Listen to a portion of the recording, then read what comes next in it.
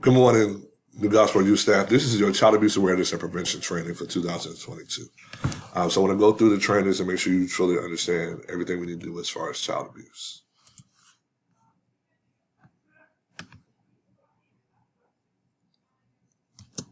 So child abuse, I wanted you to see some different pictures and try to understand what we're going to do. Is kind of like, I put an eye because I want to make sure everybody knows it's eye-opening to see children that are in distress because they're going through something that is affecting their growth, their development, who they're becoming as a person.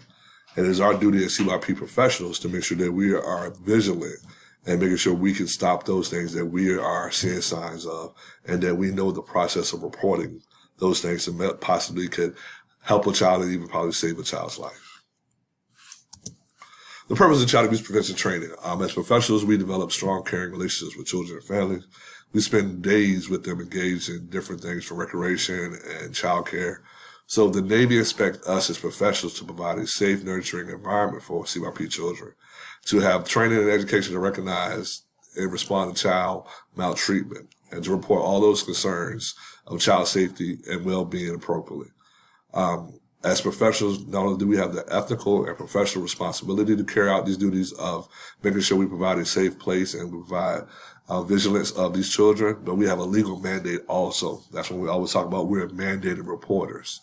Again, I want to stress that is not a situation where you can choose when you want to report. You are a mandated reporter 24/7. I know in my own personal life, everybody around me knows what I do, and they know that I'm mandated reporters. And I've heard family members say, "Oh, wow, can I here report you," which I will if I have to for the protection of a child. Child abuse prevention, education, reporting. You hear the word CAPERS being thrown around in CYP vernacular and acronyms. So I want to make sure that you understand that. So if you hear about it, you won't be uncomfortable. So when you hear CAPERS, which is CAPERS, the C is for child abuse. P is for prevention. The E is for education. And the R is for reporting. We want to make sure that we understand that child abuse prevention is that we in CYP have things in place. We have things called staff to child ratio. That's what we have to make sure we have a minimum amount of staffers per the number of children, from 1 to 4 for infants, all the way up to 1 to 15 for school-age care. We have a line of sight system. If someone is unclear and they have not went through their full background check, if they're blue or red, we have them in line of sight at all times. And then we have our touch and guidance policy that the Navy has put out to make sure we all understand how to interact, how to be in our best as professionals to make sure we prevent child abuse inside of our own facilities. Education, we have annual training of parents and staff on child abuse, on the recognition of it, what resources we have, and what are some of the best guidance techniques that we can use. Reporting. Staff are trained on how to report child abuse, and information on who to call is posted throughout our facility. As staff, a lot of our staff are returners, so we know we call child abuse, CPS, Child Protective Services, and we call FAP, Family Advocacy Program. Those numbers are posted on the DoD hotline posters at the lobby of 1498, in your break room of 1497, and also in the lobby of 1497. Child maltreatment. This encompasses both child abuse and child neglect.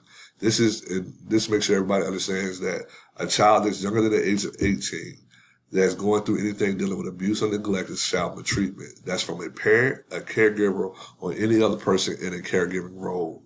Youth professionals, I'm going to stress this again, youth professionals are considered to be persons in a caregiving role. So if you will do anything counteractive to child maltreatment, you are liable for consequences.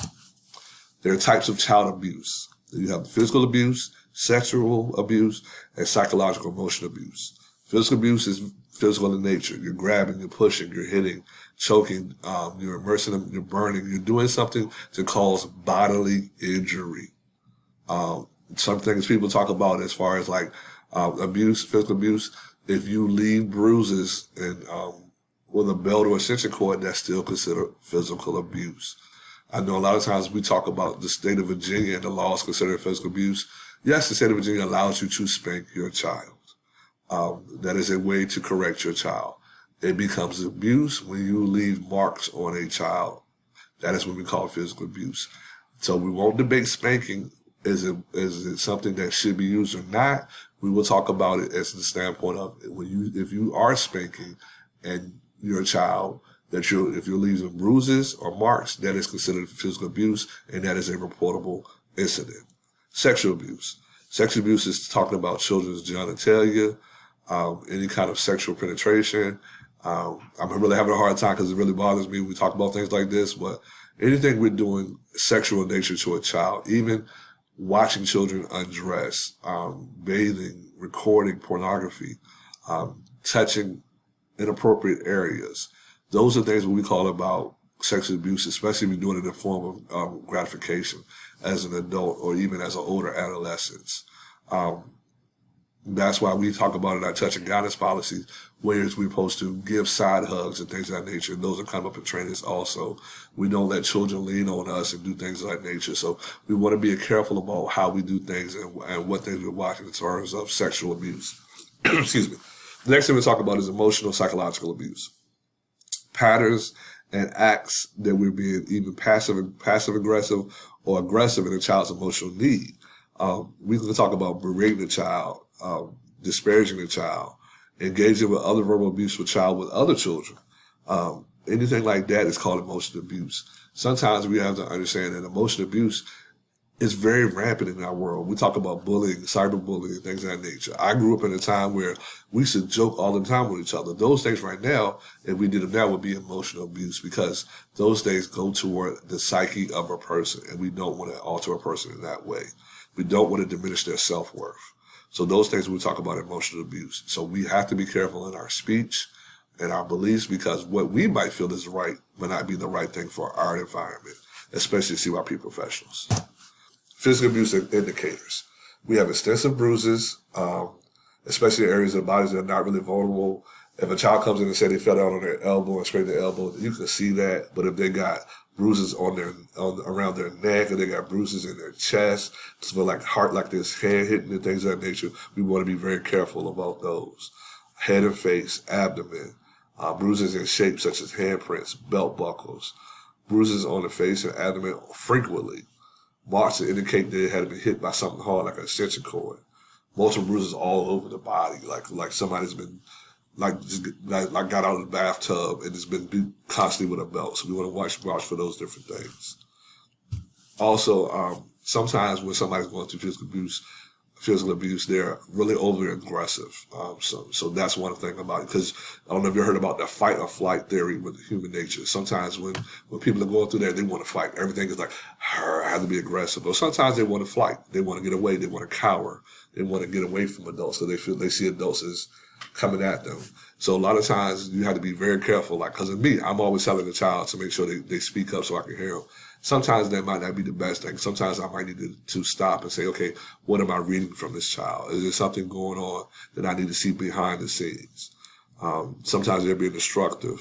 Sometimes they don't want to go home. They don't want to be around the person who's abusing them. And whenever they're being talked to, like when we talking to them, trying to get them to understand something, they're shrinking their whisking, like, okay, you're talking to me about something, but what's about to happen next? Am I about to get hit? What's about to happen? So those are some of the things that are possible physical abuse indicators. Sexual abuse indicators. We have cuts, bruises, bleeding around genital areas. An infection of a genital area. No child should have an STD. Pain in the genital area when sitting down and moving around or using the restroom. They're withdrawing, angry outbursts, anxiety, kind of fearful anxiety. They're repressed. Never want to be alone with a person. They don't want to be around Mr. Jones because they know as soon as everybody leaves, Mr. Jones is going to start touching them and things of that nature.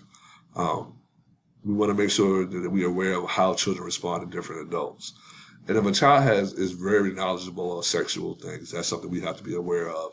You have the child playing with a doll and another doll, and they're taking their clothes off, and they act like they're wrestling. And you talk to the child like, "What are you doing?" "Oh, this is how such and such they wrestle when I'm watching. They wrestle like this when I'm in the living room when I'm watching Peppa Pig." Those are some things that should alert us to say, "Hey, wow, what's going on?" I need to find out more information. I need to alert somebody. Emotional abuse. Emotional abuse is when you start seeing self-abusive behaviors. You start to see children bang their heads, talking bad about themselves, pulling hair, speech disorders. They're biting. They're doing a lot of different things like rocking. They don't they're not thriving in different situations. They have extreme behavior, very, very, very aggressive or extremely passive. These are where you see extremely withdrawn or extremely aggressive children. And they really, really depend on adults. They really want to be reaffirmed by adults more so than children at different development levels. They cry really easily, and they're withdrawn, and they don't have a lot of social interaction. So I'm always being conscious of how children respond, especially when you're talking to a child. You never want to make sure they're going through any kind of emotional abuse. Child neglect. Child neglect is another form of child mistreatment when it refers to a caregiver, parent or otherwise, fails to admit and fails or to meet the child's basic needs.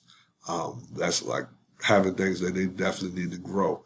Neglect is characterized by ongoing behavior, inadequate care, which is not age appropriate. Some things, physical neglect might be not having the correct shelter, not correct clothing or supervision. Physical neglect, like we have seen situations in our own environment where children come in with the appropriate clothing. It's cold outside, you got a t-shirt or shorts on.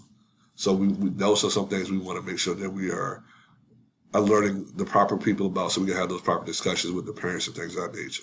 Or you see children, we often see children walking around outside of their homes and no adult is with them and they're under the age of 12. That is physical neglect also. Medical neglect is where their children are receiving the correct medical attention they need. They're asthmatic, but they don't have an up-to-date asthma pump. They're allergic to nuts, but they don't have an EpiPen that's up to date they can use. Those are some medical needs they might need to, that we need to make sure they're also needing. Also, you might talk about children's education, when we see children not getting to school a lot. That's truancy, and schools handle that a lot, but those are things where children are not getting to school, they're not getting work done, and things of that nature. So those are some of the neglect things that we have. Neglect indicators constantly lack parent supervision. They're consistently hungry. If they're hungry, feed them here in our program. If they want snacks, let them get snacks. Then alert myself or someone else that this child is always hungry. They want to steal food. They want to take food home with them or beg for food from others. So let's let someone know about that. They have inappropriate dress for weather conditions, poor hygiene. They're always tired, falling asleep, and they're not getting enough sleep at home. And they always talk. You're hearing reports of that when I'm home, it's only me and my brother, and my mommy isn't ever there, or daddy's never there, and they're under the age of 12, which we understand in our environment that goes against the self-release policy, so they cannot be home alone. Educational, they don't have the developmental needs, irregular attendance at school, emotional, they're very clingy. They don't ever want to leave the youth center because they feel like this is their stability in their life. Outbursts, poor social skills, lack of empathy, and self-destructive behavior, and very demanding of attention or affection. Not one indicator can say can be the one thing we go off of. Sometimes it's a combination of indicators, but the one thing I always say, if something doesn't feel right, tell somebody. Come talk to me. Come talk to Mr. London. Tell somebody. Come talk to Mr. Josh. Tell somebody about what you're feeling so someone else can look into it. Because at the end of the day, we're trying to make sure every child that comes into our environment is healthy, strong, and taken care of. We talked about medical, dental needs, scabies, lice, skin disorders, things of that nature that are not being taken care of. Those are some things about child neglect. Child maltreatment reporting. Let's talk about child abuse or neglect. As a professional, you are required to report it. We talked about being a reporter earlier. There are two options for you to report as a CYP professional. You can report suspected abuse or neglect to your director or in your management team, or you can report it yourself when you report directly to Child Protective Services and the Family Advocacy Program, which is the FAR. Those are two different ways that you can report. One route is to report to your management team. Second route is to report it directly yourself. Either way is an acceptable way to report. The numbers for reporting. You will find the numbers to report suspected child abuse or neglect of the DOD abuse posters that are in the lobby of 1498 and 1497 and in the break room of 1497. I want to make sure everybody's aware that when you contact CPS, if you were to contact CPS on your own, you must do the CPS division associated with that child's residence. If they live in Chesapeake, you would call the Chesapeake's office. Vice versa for Portsmouth, and in the summertime, if they live in Hampton, wherever that child lives at, not where they go to school, not